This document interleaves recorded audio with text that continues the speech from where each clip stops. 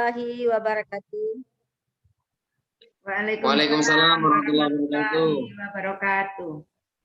Alhamdulillah kita semua dalam keadaan sehat walafiat, dan hari ini kita akan mengikuti daripada kegiatan IHT yang akan kita laksanakan, di mana nanti materi-materi akan disampaikan oleh Pak Tahrir Fauzi.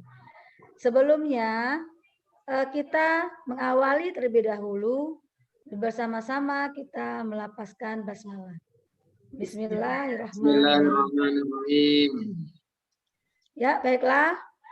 Kepada Pak Tahir, silakan memberikan materinya dan kita semua akan mendengarkannya. Silakan, Pak. Baiklah, Assalamualaikum warahmatullahi wabarakatuh.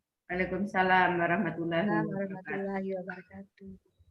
Sebelum melanjutkan materi pada pertemuan kali ini, saya akan menyapa Bapak Ibu dulu. Ibu Endang, bagaimana kabarnya? Sehat, Bu? Alhamdulillah Pak Tahrir, sehat. Pak Haji Parni, bagaimana kabarnya Pak Haji? Sehat? Alhamdulillah sehat ya. Terima kasih Bu Marta sudah berkenan untuk memandu kegiatan pembelajaran pada kesempatan kali ini. Baiklah, pada kesempatan kali ini kita akan belajar bersama tentang pencapaian pembelajaran. Coba Bapak Ibu semuanya sudah pernah mendengar istilah pencapaian pembelajaran? Ya, kalau pada kurikulum sebelumnya, pencapaian pembelajaran ini adalah identik dengan KI dan KD. Namun, pada pembelajaran kurikulum sekolah penggerak, KI-KD ini tidak ada lagi Bapak Ibu. Ya, yang ada adalah istilah capaian pembelajaran.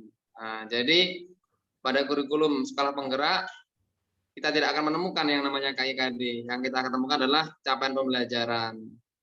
Jadi kita akan belajar tentang capaian pembelajaran. Apa saja yang akan kita pelajari pada kesempatan kali ini? Yang pertama yaitu pengertian capaian pembelajaran, ya. Kemudian prinsip pembelajaran. Nomor 3, komponen capaian pembelajaran dan pembagian fase. Baiklah, kita lanjutkan. Sebelumnya tadi sudah saya tanyakan ya, apakah Bapak Ibu sudah mengenal capaian pembelajaran?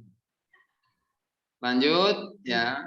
Jadi capaian pembelajaran adalah bukan istilah asing sebenarnya di dunia pendidikan. Namun di Indonesia sendiri istilah capaian pembelajaran ini sering digunakan di perguruan tinggi ya. Capaian pembelajaran juga dikenal dengan istilah learning achievement atau achievement standar atau learning outcomes. Nah, seperti itu. Selanjutnya, capaian pembelajaran adalah suatu ungkapan tujuan pendidikan yang merupakan suatu pernyataan tentang apa yang diharapkan, diketahui, dipahami, dan dapat dikerjakan oleh peserta didik setelah menyelesaikan suatu periode pembelajaran.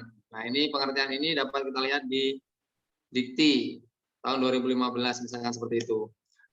Kemudian secara sederhana, capaian pembelajaran ini bisa didefinisikan sebagai kompetensi pembelajaran yang harus dicapai peserta didik pada setiap tahapan, ya, pada setiap tahapan perkembangan peserta didik untuk setiap mata pelajaran, ya, untuk setiap mata pelajaran pada satuan pendidikan dasar dan pendidikan menengah. Kemudian capaian pembelajaran memuat sekumpulan kompetensi dan lingkup materi yang disusun secara komprehensif dalam bentuk narasi ya. Bentuknya adalah narasi. Baik, selanjutnya. Nah, selanjutnya adalah prinsip pembelajaran. Nah, ini hal yang sangat penting dalam kita menentukan capaian pembelajaran. Ya. Yang pertama, prinsip pembelajaran itu harus terukur dan spesifik. Jadi harus jelas pembelajaran itu mau seperti apa. dalam proses menerapkan prinsip terukur dan spesifik ada beberapa aspek yang diperhatikan, yaitu yang pertama pemahaman dan pengetahuan, yang kedua praktis, yang ketiga adalah keterampilan generik ya. Kemudian prinsip pembelajaran yang kedua adalah fleksibel. Apa itu fleksibel? Sesuai proses dan tahapan belajar siswa. Nah, itu Bapak Ibu. Jadi ada dua hal yang sudah kita bahas bersama. Selanjutnya saya akan bertanya pada Bapak Ibu ya. Apakah Bapak Ibu sudah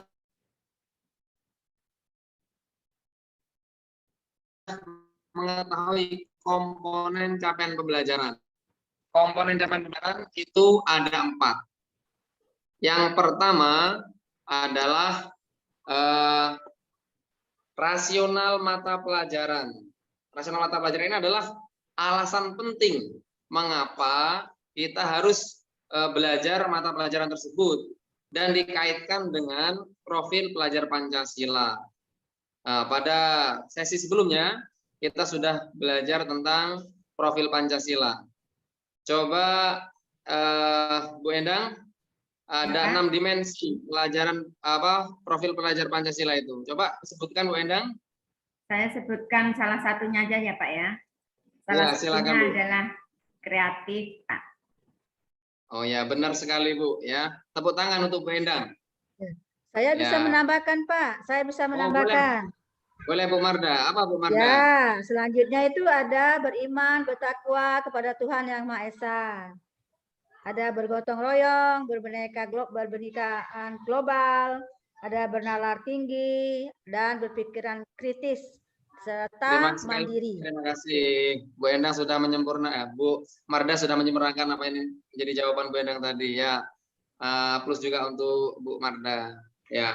Jadi yang kedua adalah tujuan mata pelajaran, yang ketiga adalah karakteristik mata pelajaran, dan yang keempat adalah capaian pembelajaran setiap fase.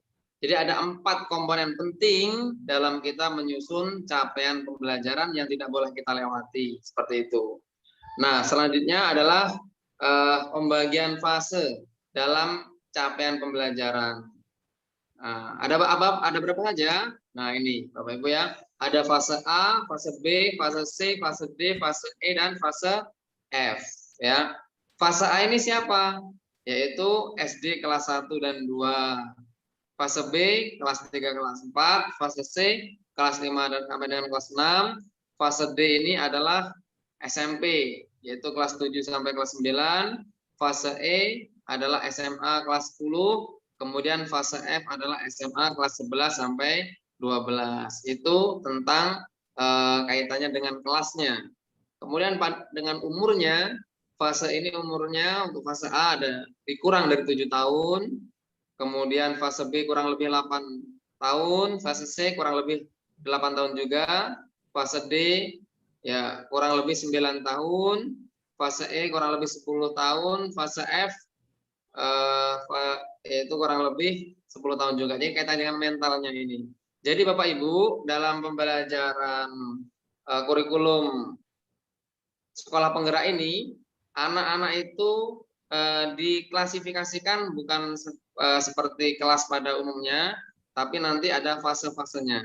Bisa jadi anak itu mungkin umurnya masih 8 tahun ya, tapi karena dia sudah memiliki kecerdasan ataupun kemampuan, mungkin fasenya itu masih SD tapi dia sudah memiliki fase SMP. Nah, itu bisa jadi. Jadi nanti mungkin kita akan memiliki anak-anak umurnya itu masih muda tapi jenjangnya sudah tinggi. Nah, seperti itu. Ya, baiklah. Terima kasih. Itulah penyampaian saya pada kesempatan kali ini tentang capaian pembelajaran. Untuk meningkatkan pemahaman, ya, kita akan bagi kelompok, ya. Kelompok A diketuai oleh Bu Endang, kelompok B diketuai oleh Pak Haji Parni. Ya, silahkan Anda mencoba untuk menerapkan apa yang telah kita pelajari tadi tentang membuat yaitu capaian pembelajaran. Dari awal tadi kita sudah pelajari capaian pembelajaran itu apa, komponennya seperti apa, kemudian prinsip yang harus ada dalam capaian pembelajaran itu apa. Ya, silahkan waktunya tidak usah lama-lama ya, 15 menit saja. Ya, mungkin cukup ya. Ini sudah waktunya saya kira cukup 15 menit. Ya, silakan nanti dipresentasikan. Untuk itu pada kesempatan kali ini kita cukupkan dulu sampai di sini. Selanjutnya saya kembalikan pada Bu Marda. Terima kasih Bu Marda. Oke, sangat luar biasa Pak Tahril menyampaikan materi ini, dan kita semua Bapak Ibu sangat memahami ya, karena sangat lugas, sangat tepat, dan sangat tajam, membuat kita bisa menangkap apa-apa yang dimaksud untuk di dalam capaian pembelajaran di kurikulum operasional satuan pendidikan pada sekolah penggerak ini. Baiklah Bapak Ibu, kalau memang ada mungkin yang tidak paham ya silakan, tapi kalau memang tidak ada, baiklah. Gimana Bu Endang dengan Pak Farni kira-kira? Insya Allah Pak. Oke, ya, berarti semuanya kita paham. Baiklah, kita tutup dengan melapaskan hamdalah. Alhamdulillah. Assalamualaikum warahmatullahi wabarakatuh. Waalaikumsalam warahmatullahi wabarakatuh.